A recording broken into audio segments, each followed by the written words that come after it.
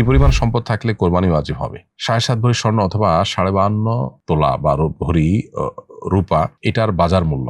তো স্বাভাবিকভাবে 7.5 ভরি স্বর্ণের চাইতে 52.5 ভরি রূপার দাম অনেক কম। তো এই জন্য যে কোনো একটার দাম কারো কাছে থাকলেই তার উপরে জাকাত আবশ্যক হওয়ার মতো সম্পদ থাকে। কোরবানির ক্ষেত্রে একই কথা প্রযোজ্য।